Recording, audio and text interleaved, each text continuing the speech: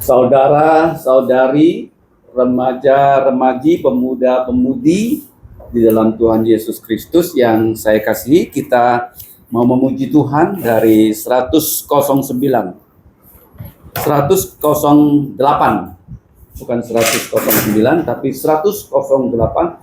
Hai, mari berhimpun. Pujian Natal ya. Hai, mari berhimpun. 3, 2, 1.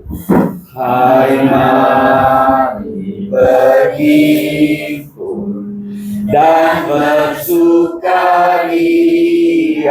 Hai, mari semua ke Betlehem. Lihat yang lahir, Raja bala surga, sembah dan puji Dia, sembah dan puji Dia, sembah dan puji Dia, Tuhanku. Hai para malaikat, angkatlah suaramu dan bara surga pun bernyanyilah.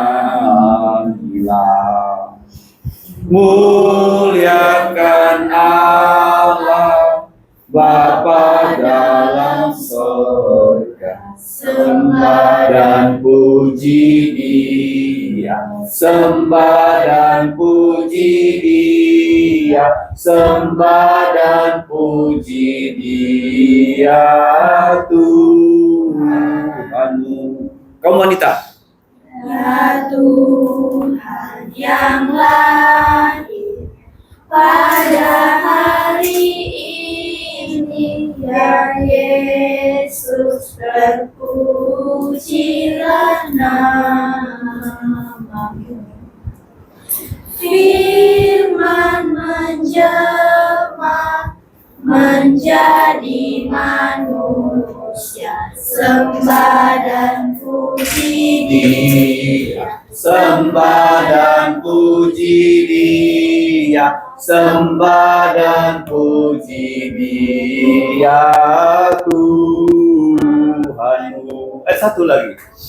Hai, mari berhimpun dan bersukaria.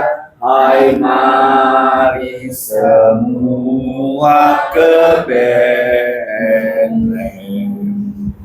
Lihat yang lahir, Raja bala surga, sembah dan puji Dia, sembah dan puji Dia, sembah dan puji Dia, Tuhanmu.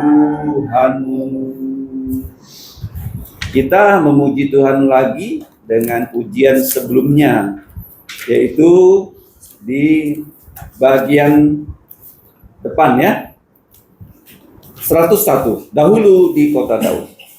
Dahulu di kota Daud. 101. 101. 3, 2, 1. Dahulu di kota Daud suatu kandang yang rendah, sang bayi dipalungkannya di palungan yang hina. Maria lagi ibunya, Sang Kristus bayi mulia. Dia yang turun dari sorga, Allah yang maha mulia, berdiam di kandang hina, berbaring di palungan, rela rendahkan diri, jadi sobat manusia. Tak lagi tinggal di kandang, tak dapat kulihatnya. Dan kelak ku kan jumpa dia di sisi kanan Bapa. Berkitar tata Bapa, berjubah putih mulia. Kita berdoa. Bapa kami di surga, sungguh kami bersyukur untuk perhimpunan yang Engkau sudah lakukan untuk anak-anak-Mu yang sudah percaya Yesus. Kami tahu bahwa Tuhan Yesus berada di tengah-tengah kami karena Ia telah berjanji, jikalau ada 2 atau 3 orang yang bertemu, berkumpul, berkebaktian dalam nama Yesus, maka Ia akan hadir.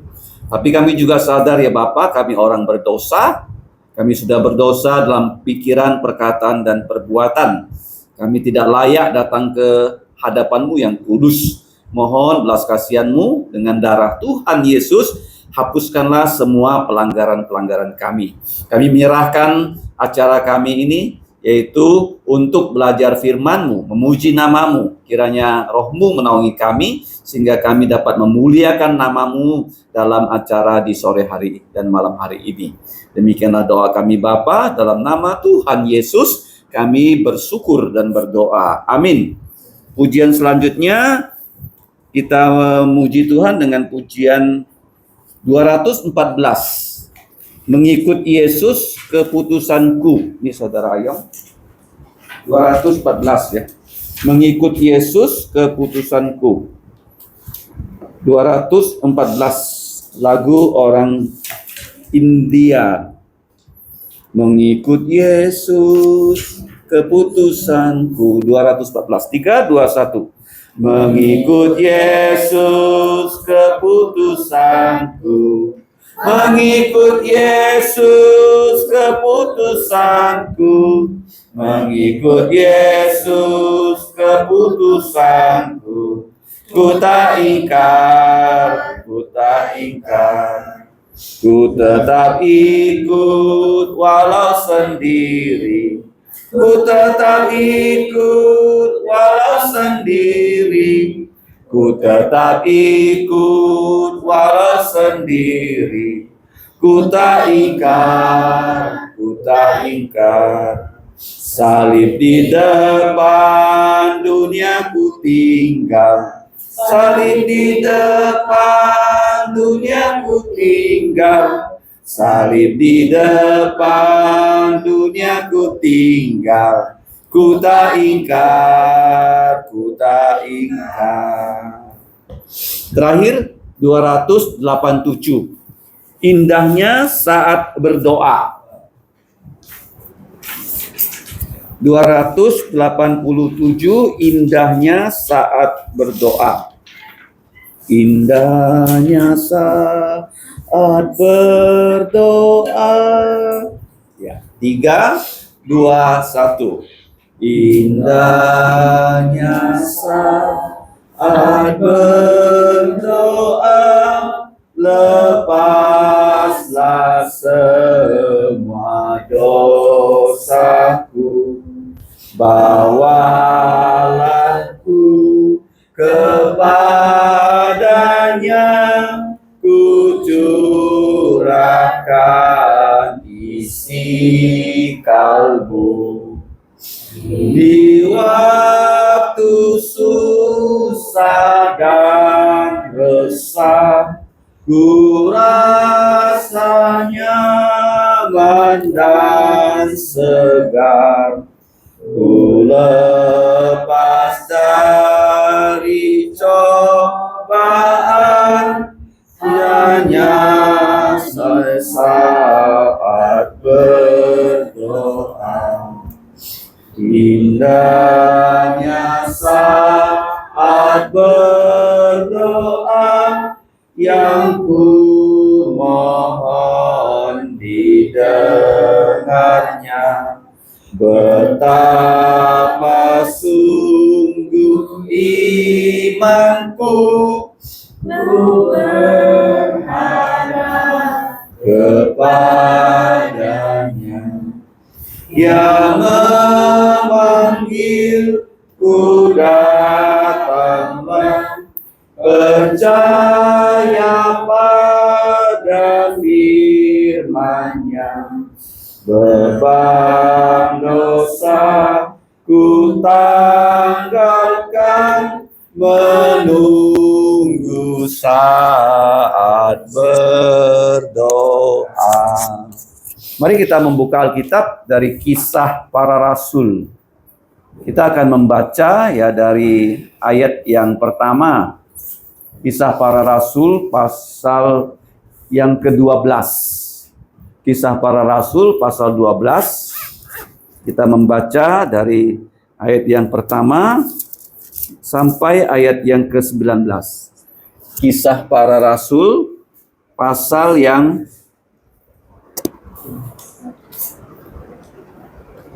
12 ayat 1 sampai 19. Saya akan mulai. Demikianlah bunyi firman Tuhan. Yakobus mati, tetapi Petrus dilepaskan dari penjara. Kira-kira pada waktu itu Raja Herodes mulai bertindak dengan keras terhadap beberapa orang dari gereja. Ditanggapi, ia menyuruh membunuh Yakobus, saudara Yohanes, dengan pedang.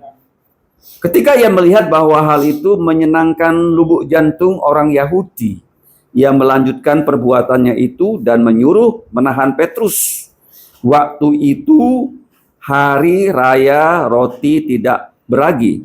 Setelah Petrus ditangkap, Herodes menyuruh memenjarakannya di bawah penjagaan 4 regu, masing-masing terdiri dari 4 prajurit. Maksudnya ialah supaya sehabis Paskah, ia menghadapkannya ke depan orang banyak. Demikianlah Petrus ditahan di dalam penjara, tetapi gereja dengan tekun mendoakannya kepada Allah. Pada malam sebelum Herodes hendak menghadapkannya kepada orang banyak, Petrus tidur di antara 2 orang prajurit, terbelenggu dengan 2 rantai. Selain itu, prajurit-prajurit pengawal sedang berkawal di muka pintu.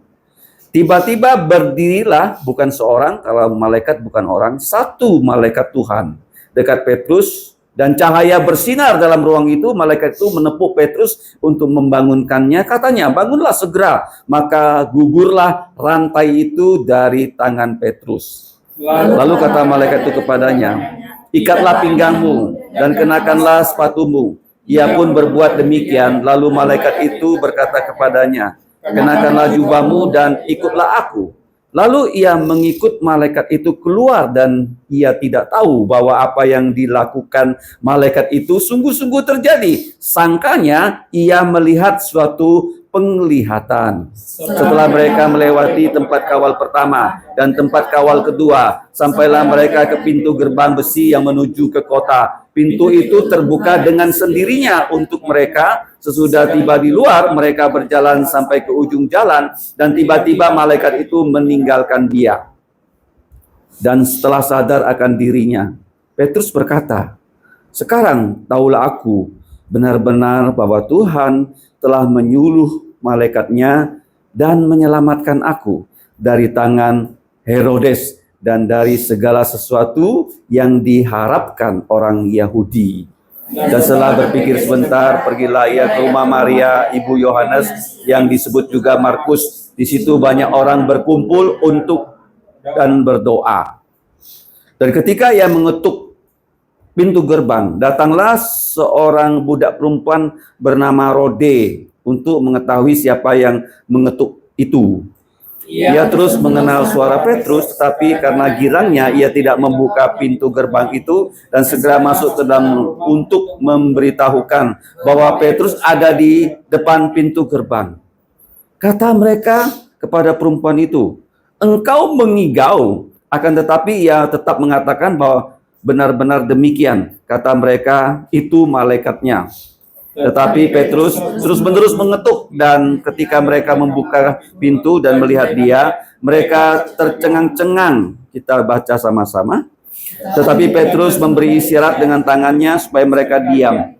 Lalu ia menceritakan bagaimana Tuhan menuntunnya keluar dari penjara. Katanya, Beritahukanlah hal ini kepada Yakobus dan saudara-saudara kita, lalu ia keluar dan pergi ke tempat lain. Pada keesokan harinya gemparlah prajurit-prajurit itu. Mereka bertanya-tanya, apakah yang telah terjadi dengan Petrus? Herodes menyuruh mencari Petrus tetapi tidak menemukan. Lalu Herodes menyuruh memeriksa pengawal-pengawal itu dan membunuh mereka. Kemudian ia berangkat dari Yudea ke Kaisaria dan tinggal di situ. Sebelum kita mendengar firman Tuhan, mari kita bersatu kembali di dalam doa. Mari kita berdoa. Bapa kami di surga, kami sungguh bersyukur karena kami dapat membaca firman-Mu. Firman-Mu yang tidak terbatas, firman-Mu yang maha kuasa. Kami terbatas, kami lemah. Karena itu Engkau akan memberikan kami kuasa melalui firman-Mu. Berikanlah kami kecintaan kepada Engkau, supaya kami tekun terus mau belajar firman-Mu, karena itulah satu-satunya sumber kekuatan kami hidup sebagai orang Kristen. Kami serahkan waktu ini, kiranya Engkau memberkati kami semua. Dengarkan doa kami, ampuni dosa kami, dalam nama Tuhan Yesus kami bersyukur dan berdoa. Amin. Nah, kisah para rasul, kalau kamu lihat ya, sebenarnya setiap buku di Alkitab itu tidak ada judulnya, Paham ya? Kenapa kitab dinamakan kitab Kejadian? Padahal kalau mau periksa, nggak ada namanya kitab Kejadian. Nah, orang Yahudi, mereka menggunakan kalimat pertama di dalam kitab itu sebagai nama kitab. Contohnya, kalau kitab Kejadian, mereka tidak sebut kitab Kejadian. Mereka sebut apa? Bahasa Ibraninya, kata pertamanya adalah Beresit. Beresit. Apa arti Beresit? Pada mulanya. Jadi diambil kata pertama sebagai judul kitab. Sebagai apa? Judul kitab. Nah, kalau kita melihat ya, Perjanjian Lama ada berapa buku? Berapa buku? Dari kitab Kejadian sampai kitab Malaki. 39 buku. Bagus. Perjanjian Baru? Berapa? 27 dari Matius sampai Wahyu. Kalau digabung 66 ya, karena dalam bahasa perkalian Samkyunyi Sipchit. Ya, 39, 3 kali 9 sama dengan 27. 39 tambah 27 sama dengan 66. Nah, jadi kisah para rasul ini sebenarnya memang menceritakan apa yang dialami oleh rasul. Apa tuh rasul? Rasul hanya ada 12 orang. Ada berapa? Kenapa 12? Melambangkan 12 suku, dan mereka itu menjadi rasul karena pernah hidup bersama Yesus. Jangan percaya orang mengatakan saya rasul kalau saya tidak pernah hidup dengan Yesus. Paham? Ada agama tertentu mengaku dirinya rasul. Paham? Itu tidak betul. Rasul itu tolong ditulis, nama lengkapnya bukan hanya rasul, tapi ada Rasul Yesus Kristus. Sebut sama-sama. Rasul Yesus Kristus. Kalau bukan Rasul Yesus Kristus adalah palsu. Palsu. Mereka pernah hidup bersama Yesus, melihat Yesus melayani, melihat Yesus mati, melihat Yesus bangkit, melihat Yesus naik ke sorga, dan merasakan turunnya Roh Kudus. Itu disebut Rasul Yesus Kristus. Nah, sekarang pertanyaannya, ada berapa tugas Rasul? Apa tugas Rasul Yesus Kristus? Apa tugas-tugasnya? Jangan lupa ya, Tuhan itu hanya melihat ya bagaimana kita mengenal Dia melalui firman-Nya. Ada berapa tugas Rasul? Ada 2. Pertama, mendirikan gereja Perjanjian Baru. Mendirikan apa? Ya, mendirikan satu gereja lebih penting daripada mendirikan satu negara. Membawa satu jiwa percaya Yesus lebih beruntung daripada mendapatkan seluruh dunia. Itu yang pertama ya, tugas dari Rasul apa? Mendirikan gereja Perjanjian Baru. Dari Yerusalem, Yudea, Samaria sampai ke ujung bumi. Yang kedua, menulis Perjanjian Baru. Apa bekal mereka? Apa bekal Rasul? Rasul Yesus Kristus, kalau mereka menulis Perjanjian Baru, tidak ada salahnya. Tidak ada apa? Total sempurna. Kalau mereka berkhotbah, juga tidak ada salahnya. Karena mereka dipimpin Roh Kudus. Nah, kalau kita manusia berbicara bisa bersalah, para rasul tidak bisa. Kemudian para rasul itu diberi lagi bekal supaya mereka ditanya, kenapa kamu Rasul Yesus Kristus? Bekalnya apa? Mereka bisa melakukan mujizat. Mereka apa? Bisa melakukan mujizat. Nah, kita sekarang sampai di Kisah Rasul pasal 12. Nah, kisah para rasul, tolong dicatat, ada berapa pasal? Zaman dulu nggak ada pasal, nggak ada ayat. Zamannya dulu tidak ada pasal, tidak ada ayat. Ingat baik-baik ya. Kapan pasal-pasal dan ayat itu dicantumkan di Alkitab? Kapan? Ya, saya punya satu buku. Buku ini sangat penting. Mungkin satu-satunya di Kalimantan Barat. Apa itu bukunya? Tahu nggak? Mungkin orang lain nggak pernah punya. Saya belinya di Singapura, saya cari lagi, nggak ada lagi buku itu. Apa buku itu? Menceritakan pada kita kapan manusia menemukan sepeda. Kapan manusia menemukan mesin cuci. Kapan manusia menemukan gitar. Kapan manusia mulai membangun rumah dengan beton. Semua dicatat di situ loh. Itu buku yang menurut saya, buku yang sangat penting di dunia ini. Tapi tidak banyak orang punya. Mengerti? Kalau mau nanti saya tunjukkan ya, bukunya ya. Ada di kantor saya. Nah, kalau kita membaca kisah para rasul, zaman dulu tidak ada namanya, tidak ada pasalnya, tidak ada ayatnya. Kapan mulai Alkitab itu diberi pasal, diberi ayat? Pada saat mesin cetak, tolong ditulis, ditemukan di Jerman. Di mana? Tolong ditulis nama kotanya Gutenberg. Kalau menemukan sesuatu bisa buat kita kaya raya, tahu nggak? Percaya nggak? Kalau kamu diberi Tuhan kesempatan menemukan sesuatu, seperti iPhone, kaya nggak penemu iPhone? Kaya tidak? Penemu Apple, kaya tidak? Ya, orang yang Tuhan pimpin menemukan. Nah, pada saat mesin tulis itu ditemukan di kota Gutenberg, maka kitab yang pertama dicetak itu adalah Alkitab bahasa Jerman. Alkitab apa? Nah, kalau kamu belajar firman Tuhan, kamu belajar ya dengan sungguh-sungguh, kamu akan jadi orang yang lebih pintar daripada orang lain. Mengapa saya selalu menghimpun kalian belajar firman? Karena orang tidak belajar firman, bagaimana? Dia tidak akan pintar-pintar. Tapi begitu kamu belajar firman, kamu menjadi orang yang lebih pintar dari sebelumnya. Nah, waktu kitab suci itu dicetak, maka diberi judul, diberi pasal, diberi ayat. Nah, kisah para rasul kalau kita melihat ada 28 pasal. Nah, kenapa dibagi 28 pasal? Separuhnya berbicara tentang rasul-rasul yang pernah hidup bersama-sama Yesus, yaitu Petrus dan kawan-kawan. Petrus dan kawan-kawan. Dari pasal 1 sampai pasal 12. Pasal 1 sampai 12. Sedangkan pasal 13 sampai selesai itu sudah berbicara tentang seorang yang bernama Saulus, orang yang paling jahat. Tuhan ubah menjadi orang yang paling baik. Saulus teroris, tukang bunuh, tukang bully, menjadi misionaris, menjadi pengabar Injil. Dulu dia dibully, sekarang dia yang kena bully. Siapa dia? Saulus menjadi Paulus. Jadi kalau kamu percaya Yesus, kamu pasti berubah loh. Pasti apa?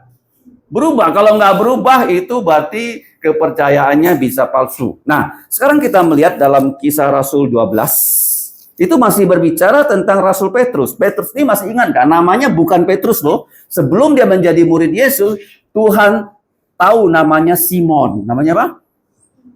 Simon. Ya, Simon itu sifatnya ya gampang goyah begini ya. Gampang apa? Goyah. Tuhan Yesus kasih dia nama. Kenapa Tuhan Yesus kasih kita nama? Jangan kita bangga dengan nama orang tua, nama yang diberikan orang tua kita. Jangan bangga ya. Kenapa?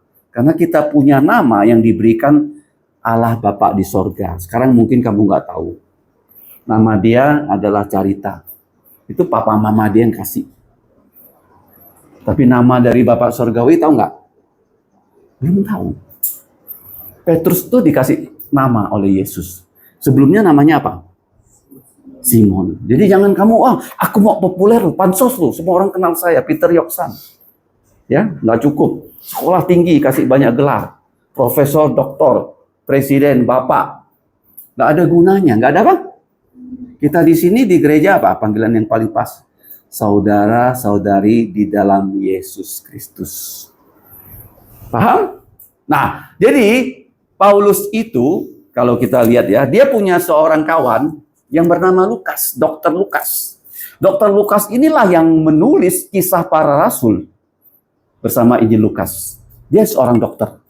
Paham ya? Jadi Petrus ini, dia punya pengalaman di pasal 12 ini sangat-sangat menegangkan. Nah, kalau tadi kita baca, kenapa di sini judulnya Yakobus diizinkan mati, Petrus dilepaskan. Kenapa? Kenapa sih? Yang satu diizinkan dibunuh dengan pedang. Itu Yakobus. Dan Petrus malah dilepaskan dari penjara. Apakah Allah tidak adil? Nah, begini ya, di gereja harus banyak pelayan Tuhan. Banyak apa? Saya berharap dari antara kalian ada yang nanti mau menjadi hamba Tuhan, pergi sekolah Alkitab. Menjadi apa? Hamba Tuhan. Ya, seperti saya sekarangnya kerja saya apa? Mengajar firman Tuhan. Ya, kerja dari hamba Tuhan. Jadi, kalau kita lihat, Yakobus sudah ikut Yesus bersama, bukan hanya sendiri, bersama adiknya yang bernama Yohanes. Mereka pernah minta sama Tuhan Yesus, Tuhan Yesus, ya kalau boleh ya bersama mamanya, bersama Salome, aku Yakobus sebelah kanan Yesus dan adikku Yohanes sebelah kiri Yesus. Coba kamu buka Markus 10. Permintaan dari mama Yakobus, Yohanes, bapak mereka bernama Zebedius. Markus 10 ayat 39. Apa yang Yesus ucap kepada mereka? Ayat 39. Mari kita baca. Ayat 38. Tetapi kata Yesus kepada mereka, kamu tidak tahu apa yang kamu minta. Dapatkah kamu meminum cawan yang harus kuminum atau dibaptis dengan baptisan yang harus kuterima? Ayat 39. Jawab mereka, kami dapat. Yesus berkata kepada mereka, memang kamu akan meminum cawan yang harus kuminum dan akan dibaptis dengan baptisan yang harus kuterima. Tetapi hal duduk di sebelah kananku atau di sebelah kiriku, aku tidak berhak memberikannya. Itu akan diberikan kepada orang-orang untuk siapa itu telah disediakan. Jadi begini permintaan mereka, mau duduk di kanan kiri Yesus. Yesus bilang, kamu sanggup gak minum cawan dan dibaptis? Artinya apa? Yesus mati di salib. Dan Yakobus bagaimana? Bagaimana tadi matinya waktu kamu baca? Jadi Herodes, karena dia di sini sangat keras ya, menganiaya orang-orang yang percaya yang ada dalam gereja. Ia menyuruh membunuh Yakobus, saudara Yohanes, dengan pedang. Jadi begini, orang Yahudi itu percaya kalau orang mati dengan pedang itu kematian yang sangat hina. Jadi murid Yesus begitu dibenci, Yesus disalibkan, murid Yesus dibunuh dengan pedang, dan mereka senang karena murid Yesus itu selain mati juga dihinakan. Nah, karena dia melihat perbuatan ini menyenangkan orang-orang Yahudi, ini biasanya orang politik begitu kan? Dia berbuat sesuatu yang menyenangkan orang banyak, padahal itu dosa. Nah, Herodes ini adalah pembunuh dan keturunan pembunuh. Siapa Herodes? Sebenarnya nama dia bukan Herodes loh. Kenapa di sini disebut nama Herodes? Raja Herodes. Saya tadi sudah share ya di grup WA gereja. Nama dia sebenarnya apa? Coba dilihat. Nama dia adalah Agripa. Cucu dari Herodes yang kita baca di Injil Lukas dan Injil Matius. Dia adalah putra dari ya Aristobulus keempat dan Bernike ke-1.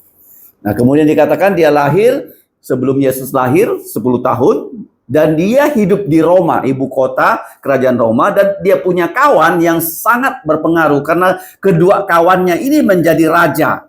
kawannya bernama Gaius menjadi kaisar dengan gelar Caligula. Dan kawannya bersama Claudius menjadi kaisar yang namanya Claudius. Jadi tahunnya adalah 37 sampai 41, 41 sampai 54. Nah, kemudian dia punya saudari perempuan yang terkenal namanya Herodias.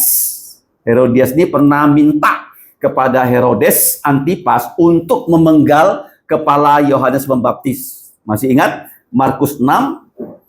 Jadi Lukas mengatakan Herodes yang pertama ingin membunuh bayi Yesus.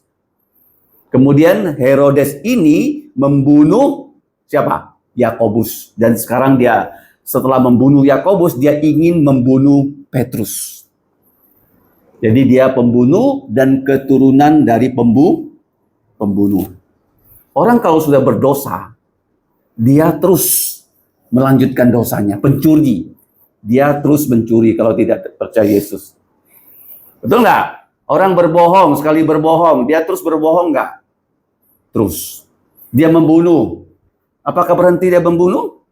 Membunuh. Begini, Indonesia ini kadang-kadang tidak bagus sesuai dengan firman. Karena pembunuh biasanya dihukum 15 tahun. Begitu keluar, dia bisa membunuh lagi nggak? Bisa. Jadi pembunuh di Alkitab bagaimana? Harus dihukum mati. Dihukum apa? Mati. Jadi Herodes ini sesudah membunuh Yakobus, putra Zebedius, dia ingin membunuh Petrus. Dia menangkap Petrus pada hari raya roti tidak beragi. Jadi waktu itu sebelum Petrus itu dibunuh, dia mau mengadili Petrus supaya orang banyak itu senang melihat Petrus, ya pemimpin rasul itu bisa ditangkap. Kenapa? Karena mereka sangat benci sama Yesus. Kenapa orang benci sama Yesus? Tahu nggak? Kenapa orang benci sama orang Kristen? Kenapa? Karena orang Kristen tidak mau berbuat dosa. Orang yang tidak Kristen, bagaimana? Mereka tidak bisa menolak dosa. Paham? Misalnya kamu di sekolah, kamu sudah jadi Kristen, nggak mau nyontek. Terus teman kamu bilang, ayo kita sama-sama nyontek. Kamu nggak mau, isok kamu. Paham kan? Kamu bisa dibenci karena kamu tidak mau melakukan kejahatan. Jadi demikian juga ya, orang Farisi, pemimpin TAI itu suka berbuat jahat. Dan Yesus menegur mereka. Dan Yesus mengatakan kalian tuh busuk, kalian tuh munafik. Di luarnya putih, bersih. Di dalamnya tuh seperti bangkai, bau. Oh, Yesus berani loh menegur orang loh.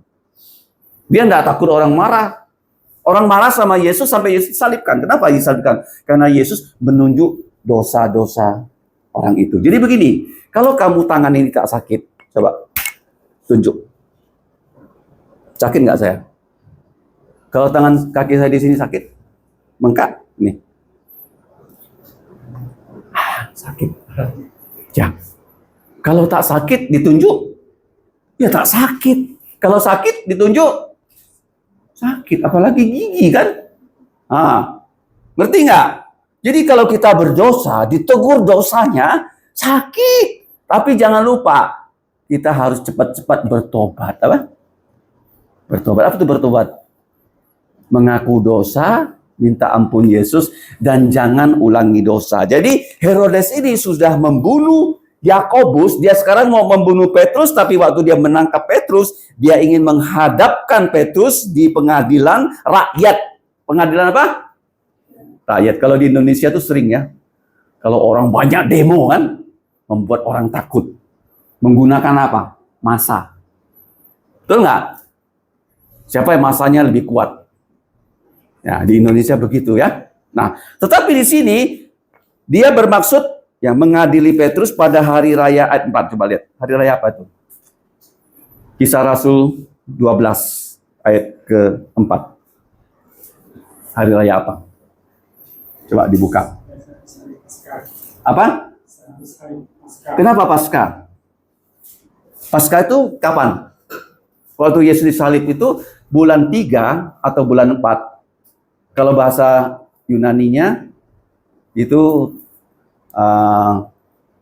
Passover ya. Jadi kenapa Paskah? Karena orang Israel itu keluar dari Mesir. Mereka tidak mati anak-anak sulungnya karena ada darah anak domba di tiang pintu dan di palang pintu. Jadi itu dirayakan. Jadi Allah berkata di dalam Ulangan 16:16, tolong dicatat. Ulangan 16:16. Tidak boleh dilupa ya, Ulangan 16:16. Orang Yahudi dewasa harus 1 tahun 3 kali ke Yerusalem merayakan 3 hari raya. 3 hari raya itu namanya 3P. 3P. Apa 3P? Saya tidak punya papan tulis, kalian punya papan tulis di tempat masing-masing.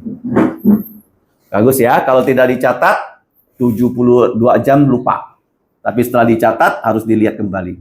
Belajar itu 4R apa? Belajar apa? Apa 4R? 1, read, baca atau dengar.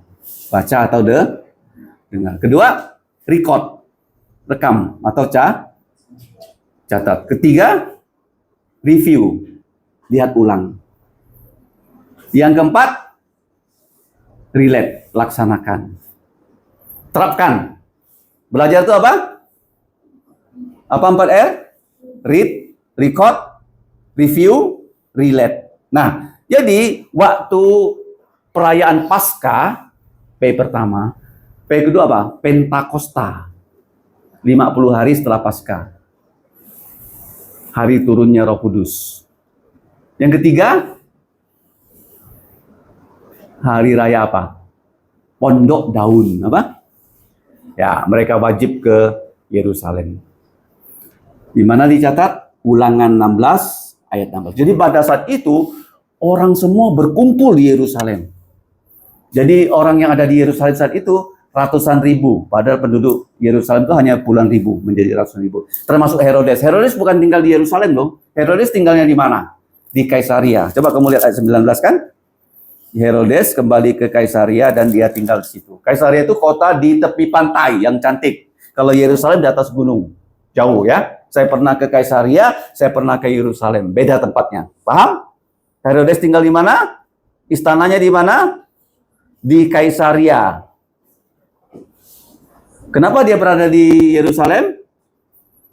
Kenapa? Karena dia mengawasi Paskah. Karena Paskah itu begitu banyak orang Israel datang dan Herodes itu raja. Dia harus pastikan di Yerusalem itu pada perayaan raya itu Paskah itu aman, apa?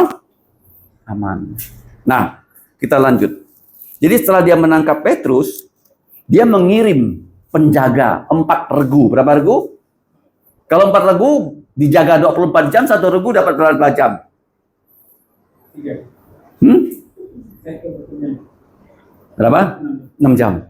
6 jam ganti 1 regu, 6 jam ganti lagi. Jadi Petrus dimasukkan ke dalam penjara dan tangannya dirantai. Jadi pada malam itu Petrus gelisah nggak dia?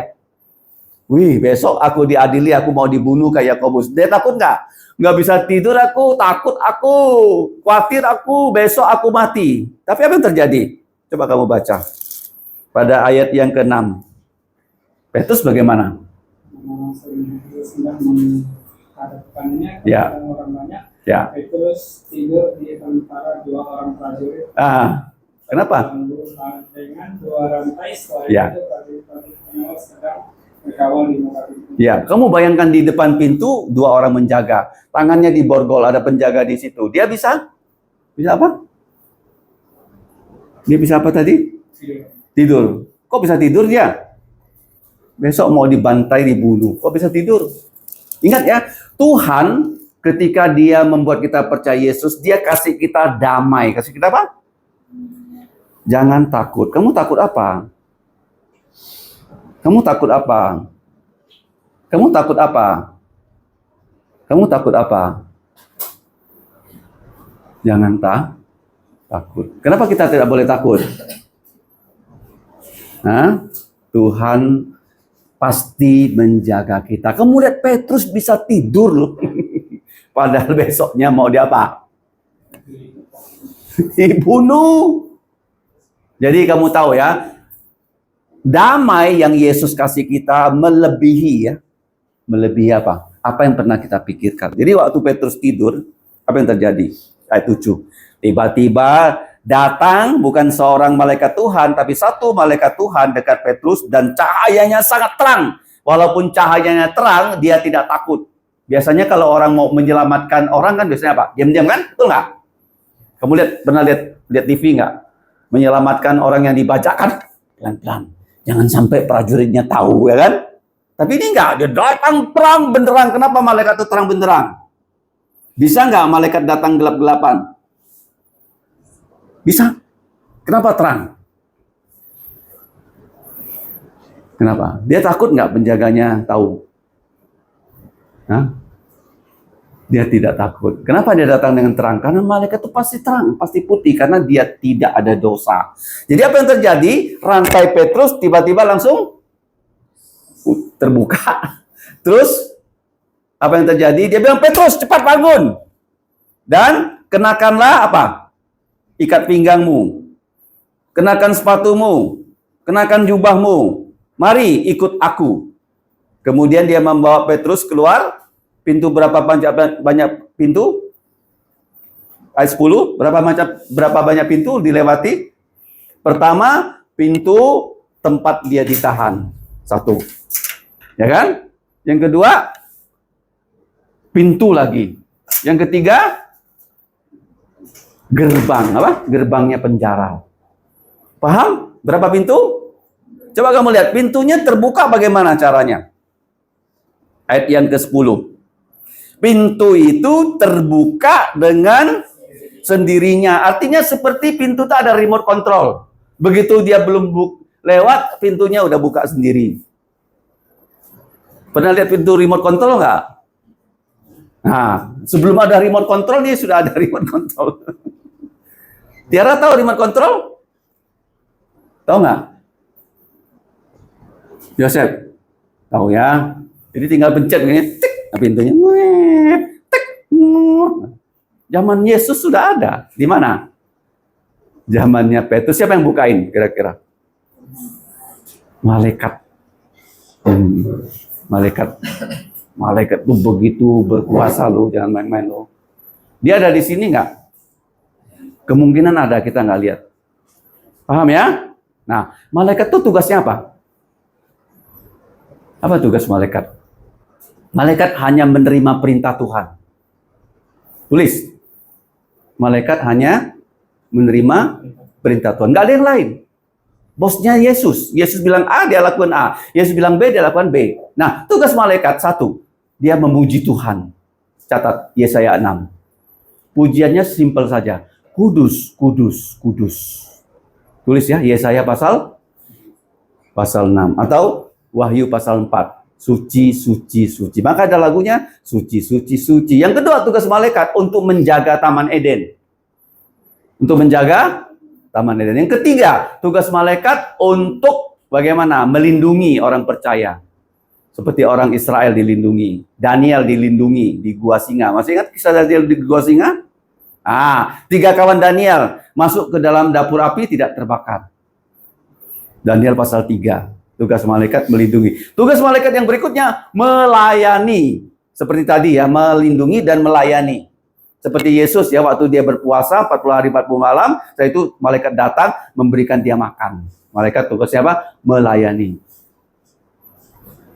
Tugas malaikat berikutnya apa? Berperang dengan roh jahat. Berperang. Tugas malaikat yang terakhir, kalau kamu lihat di dalam kitab Wahyu, menghakimi, menghukum orang tidak percaya. Oke, apa tugas malaikat? 1, melaksanakan semua perintah Tuhan, antara lain memuji Tuhan, kemudian menjaga Taman Eden, terus melindungi, menolong, menghakimi, dan menghukum orang yang tidak percaya. Oke, jadi setelah Petrus, dia berjalan, sudah keluar dari penjara, sudah sampai di kota Yerusalem. Dia tahu kan kota Yerusalem. Malaikatnya tiba-tiba bagaimana? Dia ada ngomong-ngomong apa nggak dengan Petrus? Ada nggak di situ? Dia ada ngomong, Petrus, apa kabar? Ada nggak dia? Kok orang suka ketemu teman kan? Ya, apalagi ya HP-nya. Nah, malaikat enggak loh. Begitu selesai tugas, dia langsung apa?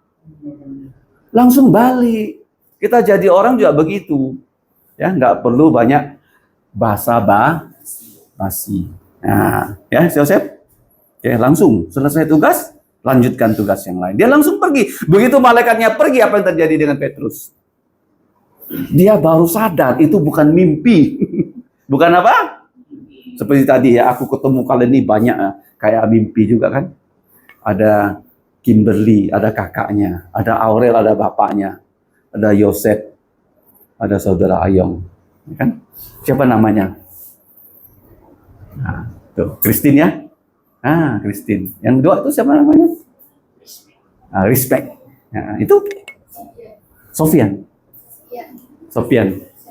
Septian dengan Respect. Nah, tuh. Saya kan tak nyangka kalian hari ini datang kan? Ah, kayak mimpi ya. Apakah mimpi? Bukan. Begitu dia sadar itu bukan peristiwa mimpi, dia pergi ke rumah siapa? Coba dilihat. Saya tidak punya papan tulis, kalian punya papan tulis. Ke rumah siapa? Siapa Maria? Ibu Yohanes yang dipanggil Markus. Nah, siapa dia? Markus ini adalah penulis Injil Markus. Penulis siapa? Ya, nama aslinya Yohanes, bahasa Ibrani, nama Romanya Markus. Dia adalah muridnya Petrus. Muridnya apa? Petrus dan muridnya Yesus. Jadi mereka itu punya rumah ya, dipakai untuk apa? Untuk orang berdoa. Untuk apa? Ya. Kamu kalau ditanya apa gunanya gereja? Selain menyanyi, memuji Tuhan. Apa gunanya gereja? Kamu datang ke sini, jangan lupa berdoa. Apa? Jangan sampai di gereja, cari dulu. Ya, si Aurel mau cari siapa? Mau cari Kimberly, ngobrol dulu. Jangan, datang ke gereja harus apa? Kimberly, Maria, ya jangan lupa. Tiara, apa gunanya datang ke gereja? Duduk dulu, diam, berdoa. Jadi di rumah Maria, begitu banyak orang berdoa. Apa yang mereka doakan? Masih ingat lagu yang saya ajarkan? Di sini doa, 1, 2, 3. Di sini doa. Di mana-mana selalu berdoa. Pagi pun doa, siang pun doa, malam pun doa. Haruslah rajin kita berdoa. Sapa Bapa sesal dosa, berkat Tuhan disyukuri. Kawan teman didoakan lebih dulu. Jangan lupa doa untuk gerejanya dan negara. Keperluan diri kita didoakan. Ayo doa, tekun doa dalam nama Tuhan Yesus. Terus minta Bapa laksanakan kehendaknya. Amin. Nah, ada lagunya di situ kan? Di sini doa, di sana doa, di mana-mana selalu berdoa. Nah, jadi mereka berdoa. Apa yang mereka doakan? Supaya Tuhan melindungi Petrus. Doa mereka dijawab tidak? Di waktu Petrus sampai di rumahnya Maria, sampai di rumahnya Mama Yohanes atau Markus, dia ketuk-ketuk pintu. Tuk, tuk, tuk, tuk, tuk. Begitu keluar, siapa yang keluar? Pelayan. Pelayan ini bagus tuh, namanya Rode. Kalau pelayan itu bagaimana jadi pelayan yang sukses? Cepat. Apa? Kalau lihat ada piring kotor, cepat cuci. Di rumah juga begitu ya. Lihat pakaian kotor, cepat cuci. Itu namanya pelayan yang baik. Di gereja juga begitu ya. Seperti saudara Lim lihat rumput yang panjang. Potong. Saudara Ayong lihat apa? Ada daun. Sapu. Saya lihat juga kalau jalan ada yang kotor juga saya ambil. Jadi pelayan harus apa? Cepat. Jangan ya. Lewat, ada kotoran. Lewat aja. Nggak bisa. Jadi dia pergi, dia lihat Petrus, tapi dia tidak buka pintu. Kenapa tidak buka pintu? Dia girang atau dia bagaimana? Dia anggap tuh bukan sungguh-sungguh. Dia balik lagi. Jadi orang bilang, kamu betul nggak lihat Petrus yang ketuk? Jangan-jangan kamu melihat malaikatnya. Dia jawab apa? Sungguh. Akhirnya mereka keluar, membuka pintu. Apa yang terjadi? Petrus bilang apa sama mereka? Lihat. Kasih tahu apa yang dia alami, dan mereka itu tercengang-cengang, dan Petrus mengatakan di ayat 17, coba baca. Beritahukanlah hal ini kepada Yakobus. Siapa Yakobus? Padahal Yakobus sudah mati kan di ayat yang pertama kan? Kok di sini ada Yakobus? Siapa Yakobus di situ? Ayat 17. Siapa yang tahu? Ayo. Bukannya dia mati kok ada Yakobus lagi. Yakobus ini adalah Yakobus saudara tiri Yesus. Siapa dia? Ya beda ya. Yakobus ini putra dari Yusuf dan Maria. Kalau yang tadi Yakobus murid Yesus yang punya adik namanya Yohanes, beda. Namanya sama, orangnya beda. Dan Yakobus ini menjadi satu dari banyak pemimpin gereja di Yerusalem. Kalau kamu baca Kisah Rasul 15. Nah, Yakobus ini ya, sebelum Yesus bangkit dari kematian, dia nggak percaya Yesus loh.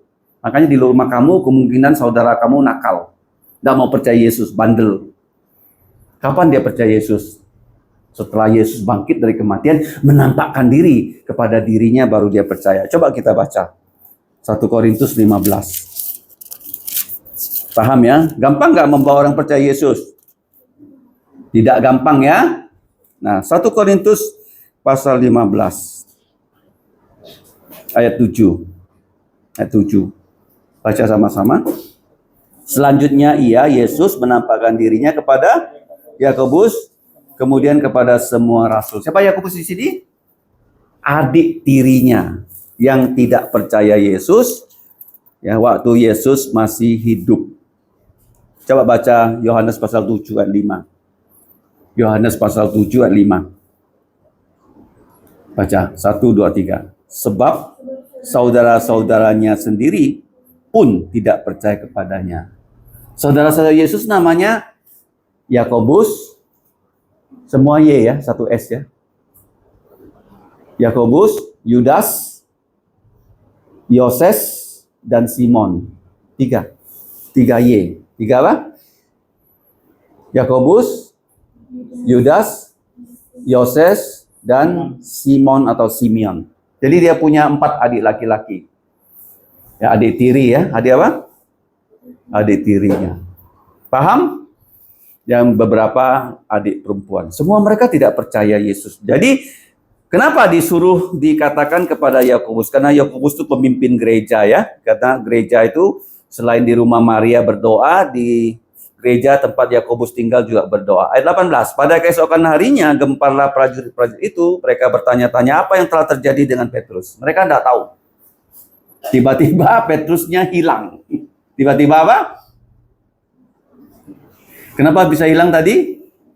Siapa yang bawa dia keluar? Malaikat Tuhan. Ya. Terus ayat 18. Sekarang ayat terakhir 19. Kita baca sama-sama.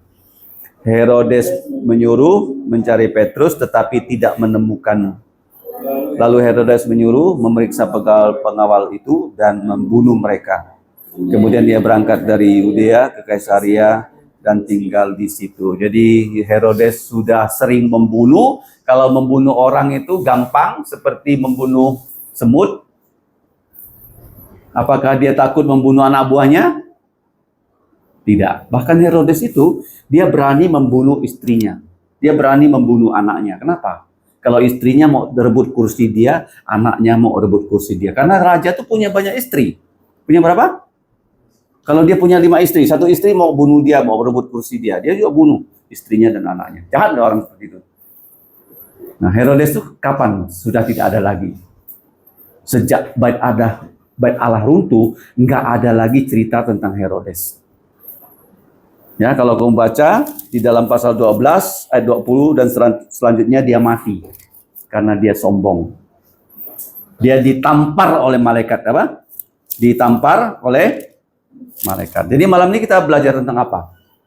Tuhan itu maha kuasa, dia mengizinkan Yakobus mati dan dia mengizinkan Petrus ditahan. Tapi dia melepaskan Petrus. Kenapa Petrus dilepaskan? Karena kematian Petrus belum sampai waktunya.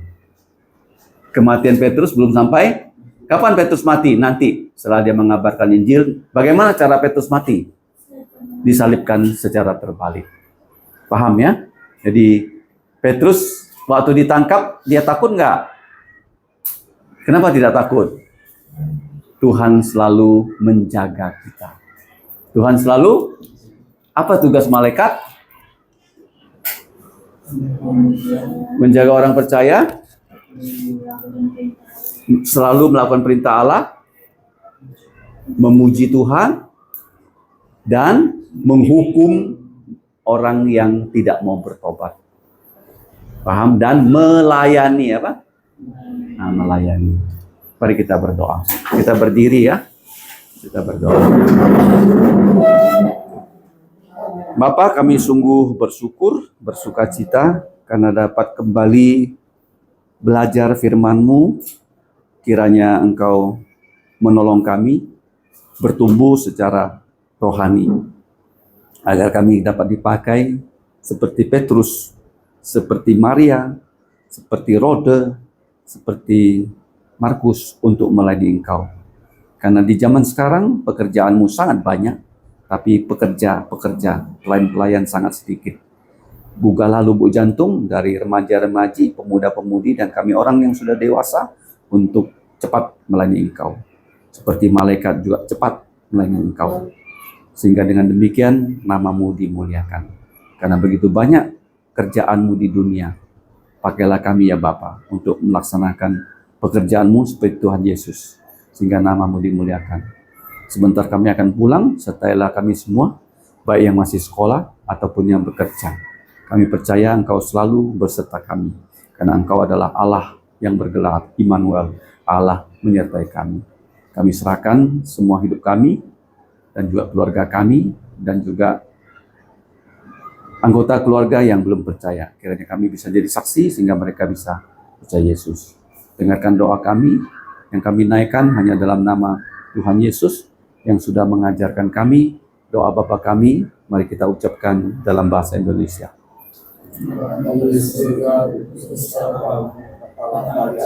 Dilaksanakanlah kehendak-Mu di bumi seperti di surga. Berikanlah kami pada hari ini makan harian kami. Dan ampunilah kami akan kesalahan kami, seperti kami juga mengampuni orang yang bersalah pada kami. Dan janganlah membawa kami dalam pencobaan, tetapi lepaskan kami dari yang jahat. Karena Engkau-lah yang punya kerajaan dan kuasa dan kemuliaan sampai selama. Amin. Silakan duduk. Saat teduh, persekutuan kita selesai.